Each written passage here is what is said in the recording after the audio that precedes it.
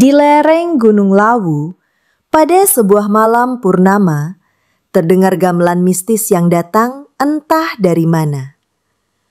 Para penduduk desa Gondang Legi bersembunyi di balik pintu rumah. Sebab mereka percaya suara itu pertanda kehadiran makhluk halus. Angin dingin menusuk kulit, membawa aroma kemenyan dan bunga kantil yang terbakar.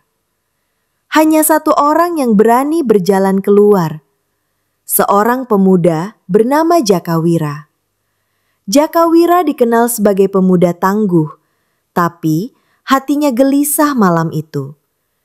Ia mengikuti suara gamelan menuju sebuah pohon beringin tua yang disebut keramat. Di bawah pohon itu, tampak seorang kakek berjubah hitam duduk bersila. Matanya bercahaya seperti bara api. "Wira," panggilnya lirih namun tegas. "Engkau ditakdirkan memegang rahasia pelet paling sakti di Pulau Jawa." Jakawira tertegun mendengar ucapan kakek berjubah hitam itu. Ia tidak mengenal siapa orang tua tersebut. Namun, tatapan matanya menembus hingga ke dalam hati. "Siapa engkau?" tanya Wira dengan suara bergetar. Kakek itu tersenyum samar. Wajahnya tak berubah meski angin kencang berhembus. "Orang-orang memanggilku Ki Sabda Jagat." Ki Sabda Jagat dikenal dalam legenda sebagai penjaga ilmu asmara kuno. Konon, hanya orang yang berhati tulus dan berani yang akan ia pilih sebagai pewaris. Jakawira tidak percaya tahayul, namun tubuhnya bergetar oleh firasat besar. Sang kakek lalu mengeluarkan sebuah pusaka berbentuk mata batu hijau. "Inilah awal dari perjalananmu, Nak." Batu itu berkilau, seakan menyimpan nyala api di dalamnya. Saat Wira menatapnya, ia merasakan dada berdebar tak terkendali.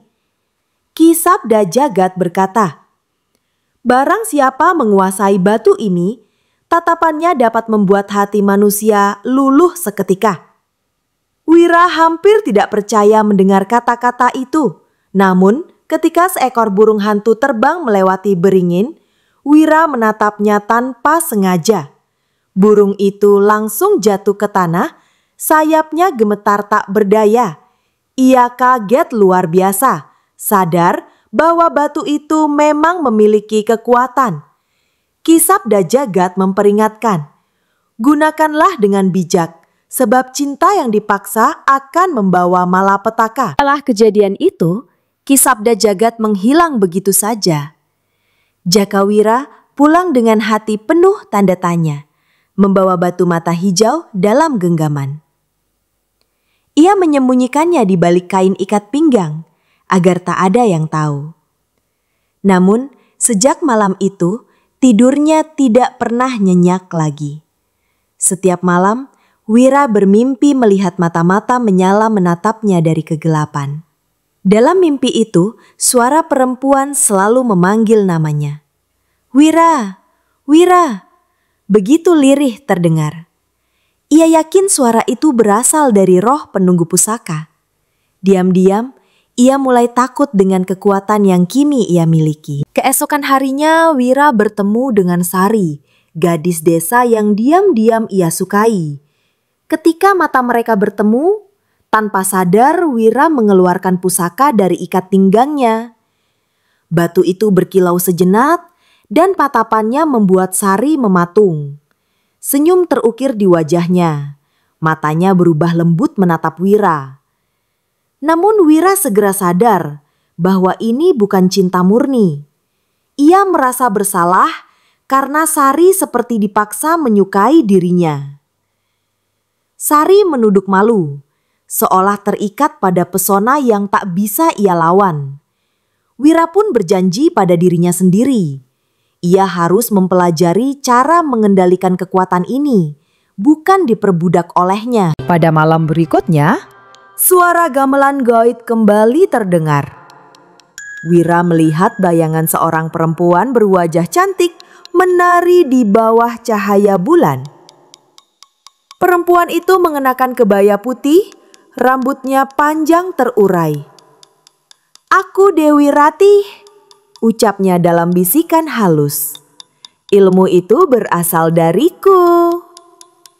Dewi Ratih adalah roh penguasa pesona dan cinta, yang konon menjadi asal-muasal ilmu pelet di tanah Jawa. Ia mendekat, tatapannya menembus jiwa Wira. "Kau bisa menjadi penguasa hati manusia atau menjadi budak nafsumu sendiri." Wira terdiam, tak kuasa menolak tatapan goib itu. Hari-hari berikutnya, kekuatan batu itu semakin terasa. Setiap perempuan yang menatap mata Wira tampak terbuai. Senyum mereka mengembang tanpa alasan. Para pemuda desa mulai iri. Bahkan ada yang curiga bahwa ia menggunakan ilmu hitam. Wira berusaha menghindar, tapi tatapannya seakan membawa pengaruh tanpa ia kehendaki. Di tengah rasa bingung, Sari menjadi semakin dekat dengannya. Namun hatinya gelisah. Apakah perasaan Sari benar-benar tulus? Atau hanya karena kekuatan batu itu? Malam demi malam ia gelisah, sementara suara Dewi Ratih terus memanggil. "Ikuti aku, Wira. Engkau akan tahu rahasia sejati cinta." Suatu malam, seorang lelaki berjubah putih mendatangi mimpi Wira. Lelaki itu memperkenalkan diri sebagai Ki Banyuseta, musuh abadi Ki Sabda Jagat. Ia menuduh bahwa batu mata hijau hanya akan membawa kutukan. Ilmu itu tidak seharusnya diwariskan. Jika kau teruskan, kau akan menghancurkan dirimu sendiri, katanya. Wira bingung, siapa yang harus ia percayai? Ki Sabda Jagat memberinya pusaka dengan wasiat bijak, sementara Ki Banyuseta menuduhnya sebagai kutukan. Lelaki berjubah putih itu mengajarkan mantra penolak pesona, agar Wira tidak diperbudak oleh tatapannya sendiri. Namun Wira sadar, memilih satu guru berarti memusuhi guru lainnya. Keesokan harinya, desa Gondang Legi gempar. Seorang pemuda ditemukan pingsan setelah berpapasan dengan Wira. Mereka bilang pemuda itu jatuh cinta pada Wira seperti halnya perempuan. Kabar itu cepat menyebar, membuat orang-orang mulai takut mendekati dirinya. Ia sadar bahwa kekuatan batu itu semakin sulit dikendalikan. Sari tetap berada di sisinya, namun matanya kini terlihat kosong, seakan bukan dirinya sendiri. Wira merasa berdosa besar mencintai seseorang yang tak lagi punya kehendak bebas. Ia mulai berpikir, mungkinkah batu ini harus dihancurkan? Tapi suara Dewi Ratih di dalam hatinya terus berbisik. "Jangan lepaskan aku, Wira." Di sebuah malam keramat, Wira kembali ke pohon beringin tua. Ia ingin mencari jawaban. Apakah ia harus terus memegang pusaka ini atau menghentikan semuanya? Angin menderu kencang dan dari kegelapan muncullah dua sosok. Ki Sabda Jagat dan Ki Banyuseta berdiri berhadapan. "Pilih jalanmu, Wira," teriak Ki Banyuseta. "Buang batu itu sebelum kau binasa."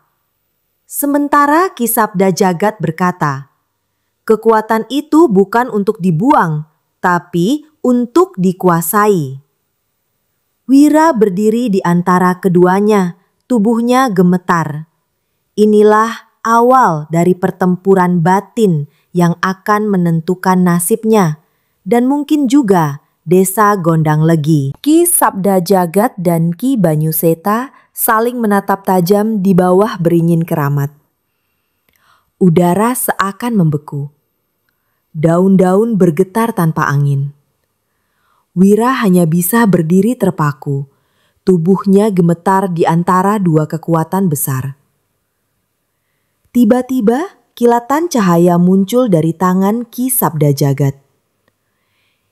Ki Banyuseta membalas dengan mantra putih, membentuk lingkaran cahaya yang melindunginya. Pertempuran gaib pun pecah, menggetarkan tanah seolah terjadi gempa kecil. Wira berusaha menutup telinga, namun suara gamelan gaib kembali terdengar di sela-sela pertarungan. Batu mata hijau di pinggangnya ikut bergetar seakan hidup. Gamelan yang terdengar bukan berasal dari dunia manusia. Suaranya menghentikan sejenak pertempuran kedua guru sakti. Dari balik kabut muncul Dewi Ratih dalam wujud yang semakin nyata. Wajahnya memancarkan cahaya lembut, namun matanya penuh misteri.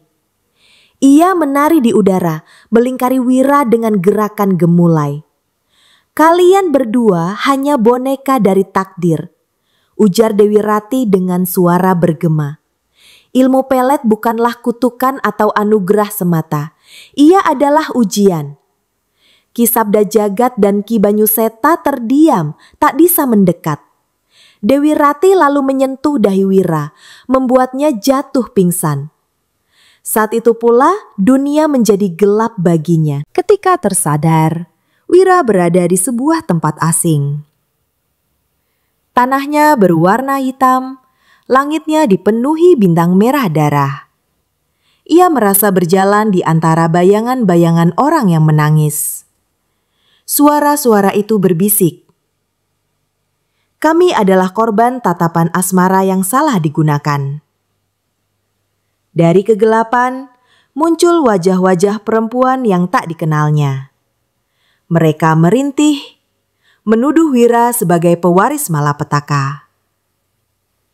"Jika kau gagal mengendalikan batu itu, kau akan jadi bagian dari kami," kata salah satu wajah dengan sorot mata tajam.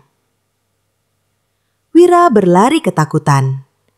Namun bayangan itu terus mengejarnya tanpa henti. Di alam bayangan itu, Dewi Ratih muncul kembali. Ia berkata, "Jika kau ingin kembali ke dunia, buktikan bahwa tatapanmu bukanlah senjata pemaksa."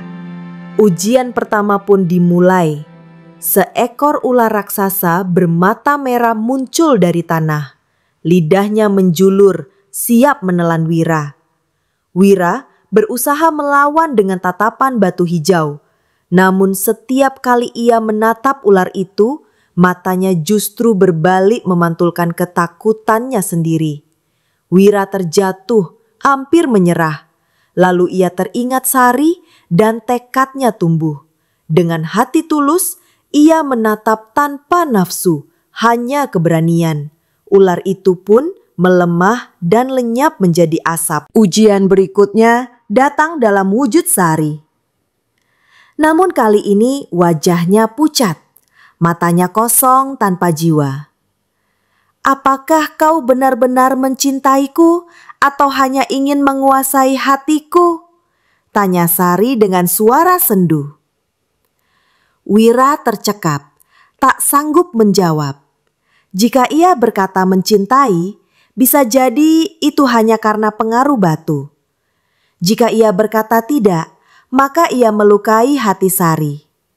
Akhirnya ia menunduk, berkata dengan jujur, "Aku mencintaimu, tapi aku tak ingin cintamu palsu." Mata Sari berkilau. Lalu sosoknya memudar, meninggalkan cahaya putih. Wira akhirnya bangun dari pingsannya di bawah beringin keramat. Nafasnya terengah, tubuhnya penuh keringat dingin. Ki Sabda Jagat dan Ki Banyuseta masih ada di sana. Namun kini keduanya diam menatapnya. Batu mata hijau di pinggang Wira tampak lebih tenang. Cahayanya meredup. "Engkau lulus ujian awal," kata Ki Banyuseta. Ki Sabda Jagat menambahkan, "Namun perjalananmu masih panjang." Wira hanya bisa duduk terdiam. merenungi arti semua kejadian.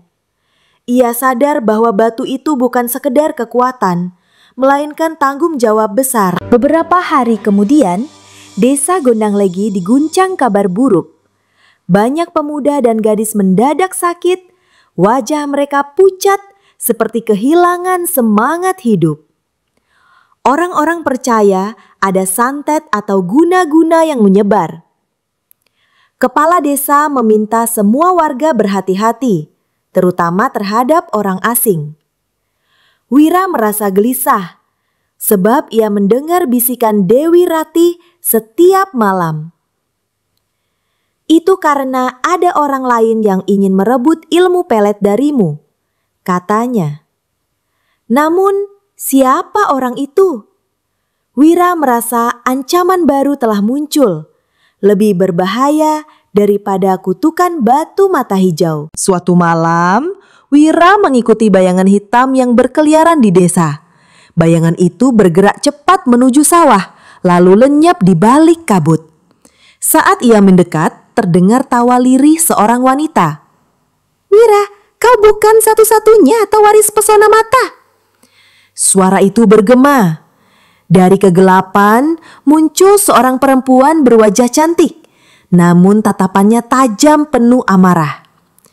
Namanya adalah Nyai Kencana Wungu, seorang dukun asmara yang terkenal kejam. "Aku akan mengambil batu itu darimu," katanya. Tatapan matanya begitu kuat hingga Wira hampir kehilangan kesadaran. Pertarungan pun dimulai. Wira menatap Nyai Kencana Wungu dengan batu mata hijaunya.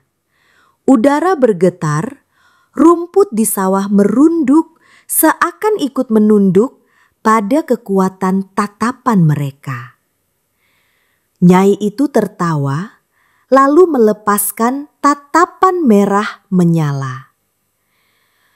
Hati Wira berdebar, hampir terseret ke dalam pesona jahatnya.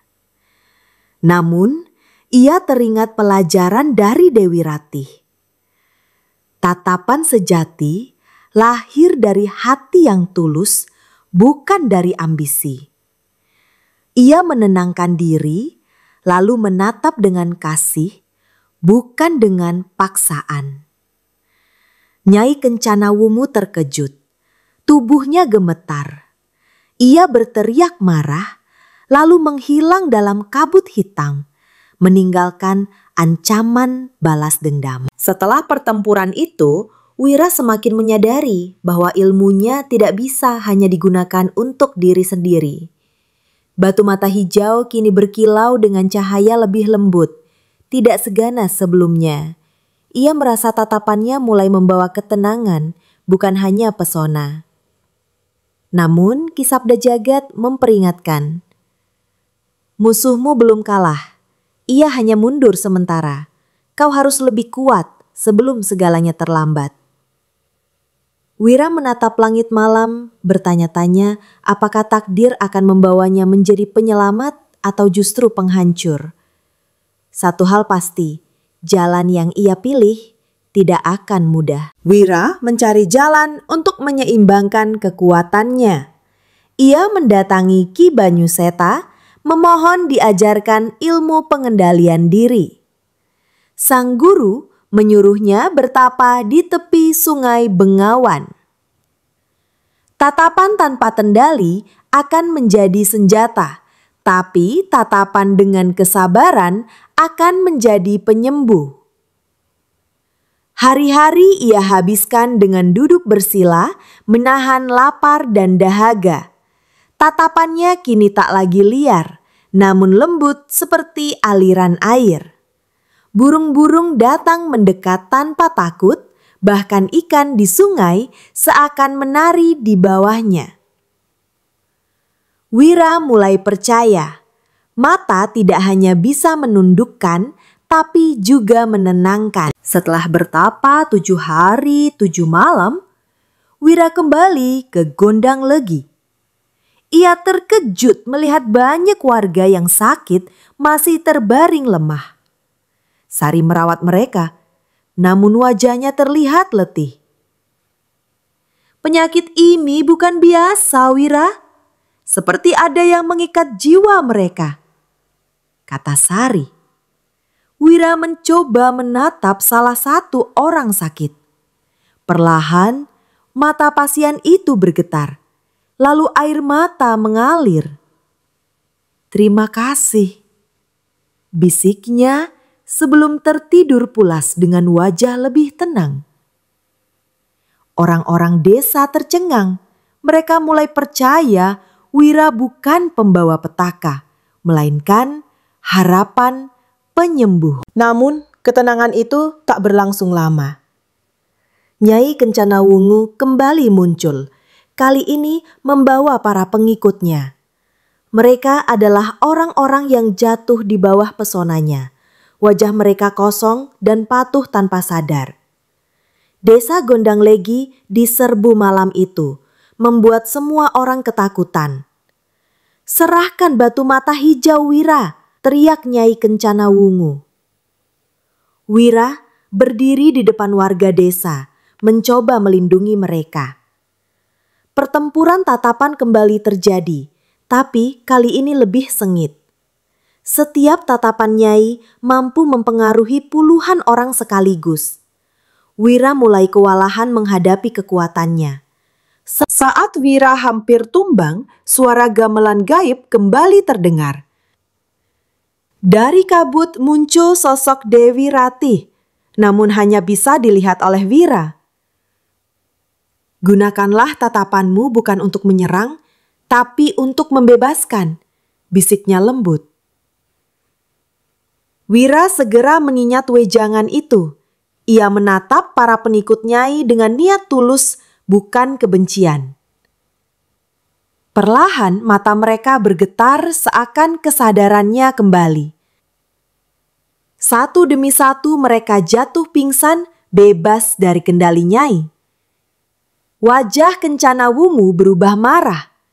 Ia tahu bahwa kekuatannya mulai terkikis. Nyai Kencana Wungu tak tinggal diam. Ia mengeluarkan cermin hitam dari jubahnya, memantulkan tatapan Wira kembali padanya. Batu mata hijau di pinggang Wira bergetar hebat, hampir pecah. Langit bergemuruh, kilat menyambar sawah yang basah oleh embun malam. Wira terjatuh, tubuhnya lemas. Tapi Sari datang mendekat, memegang tangannya. "Aku percaya padamu, Wira," ucapnya dengan mata penuh keyakinan. Tatapan tulus Sari membuat batu itu kembali bersinar, kali ini lebih terang dari sebelumnya.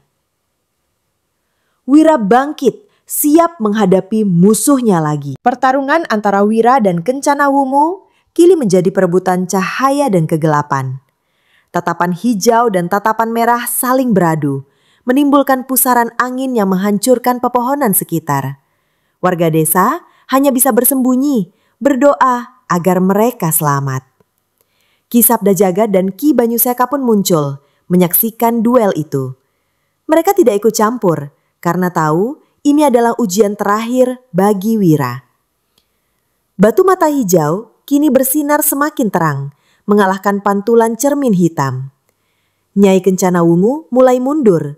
Wajahnya penuh amarah dan ketakutan. Dengan teriakan keras, Wira melepaskan tatapan terakhir.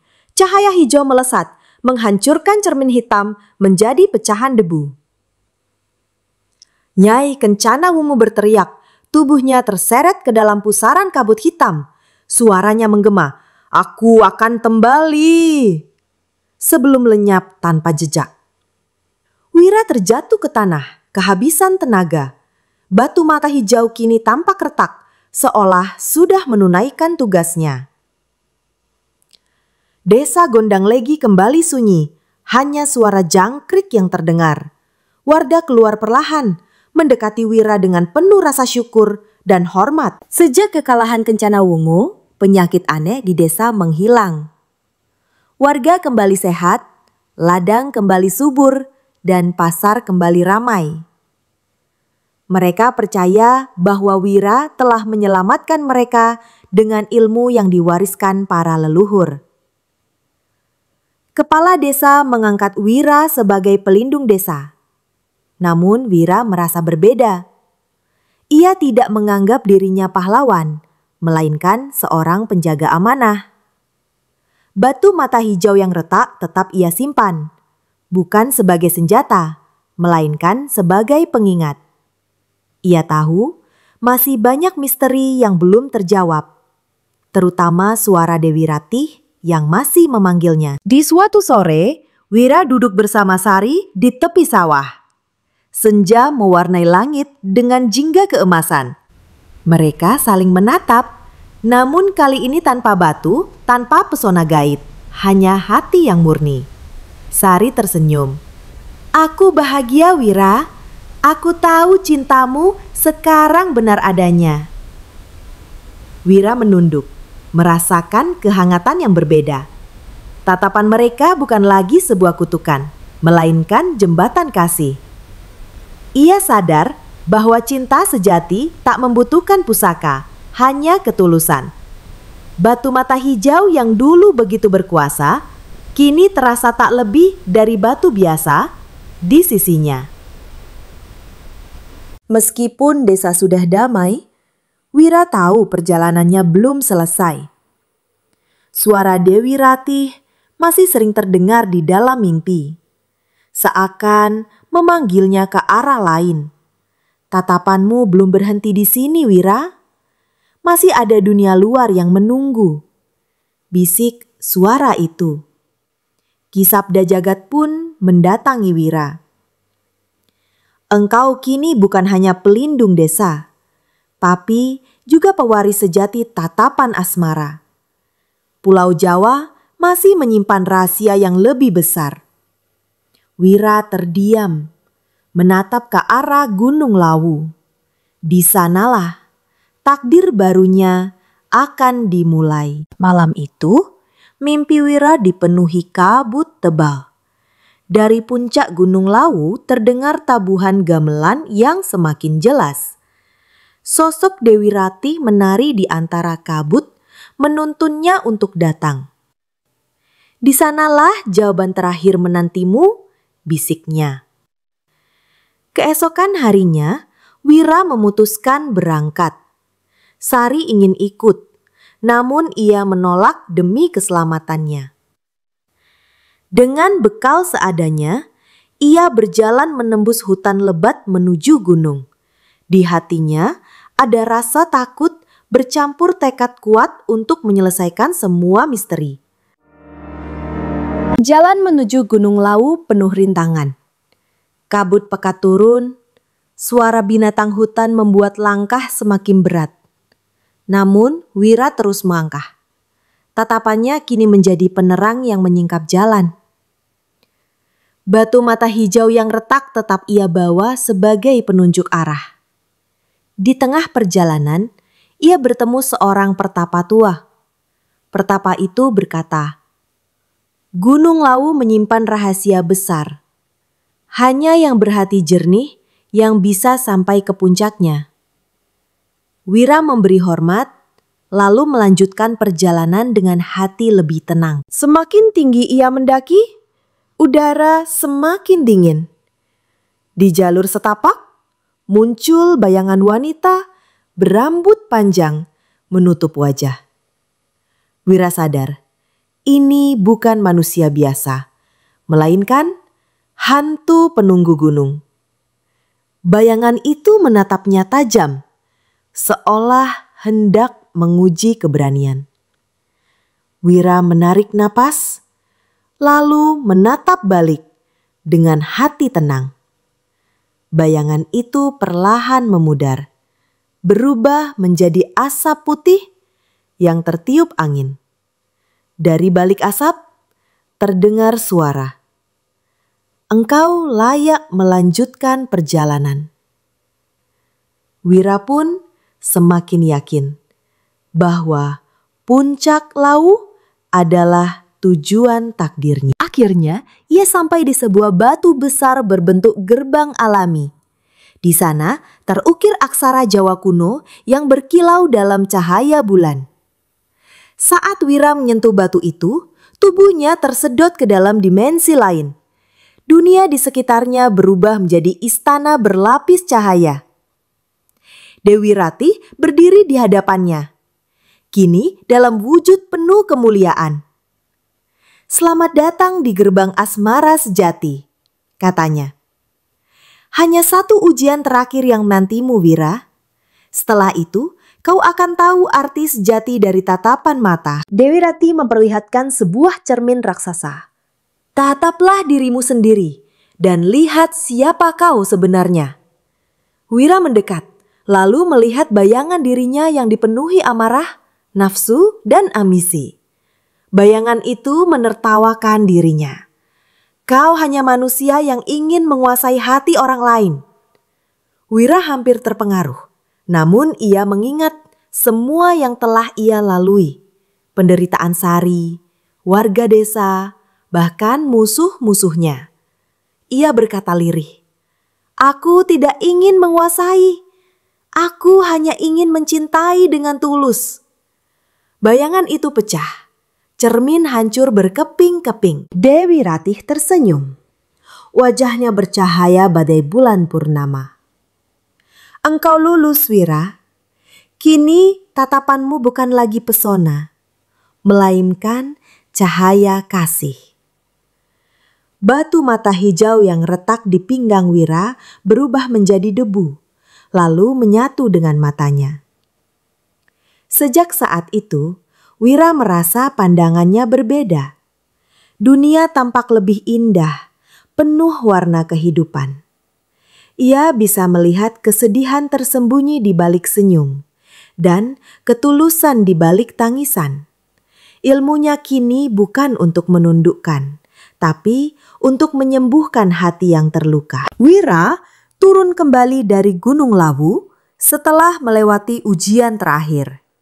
Tubuhnya terasa ringan, langkahnya mantap. Saat ia tiba di Gondang Legi, warga desa menyambutnya dengan gembira. Mereka melihat aura berbeda darinya, penuh ketenangan. Sari berlari menghampiri, meneteskan air mata bahagia. "Kau kembali, Wira.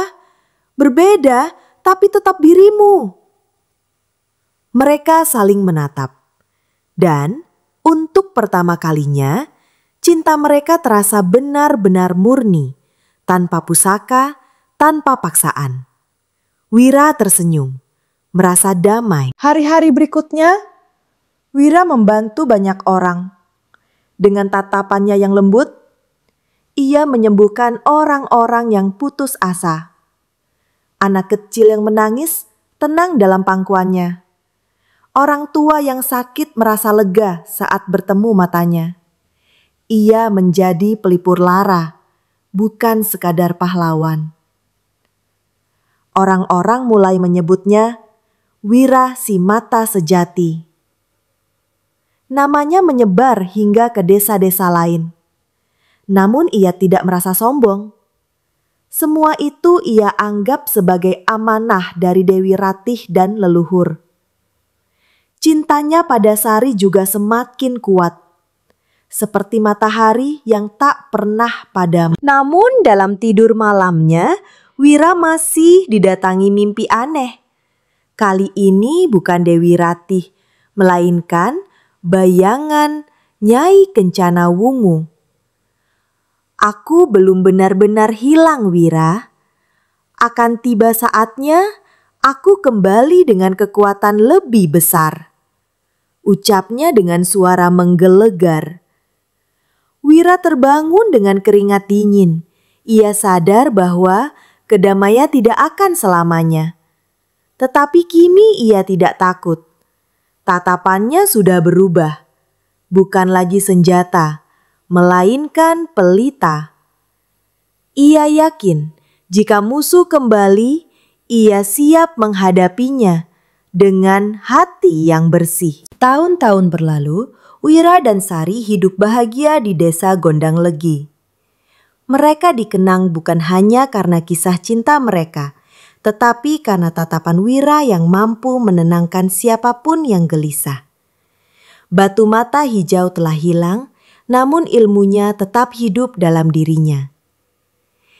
Kisah tentang Wira si mata sejati menyebar ke seluruh Pulau Jawa, menjadi legenda yang diceritakan dari generasi ke generasi.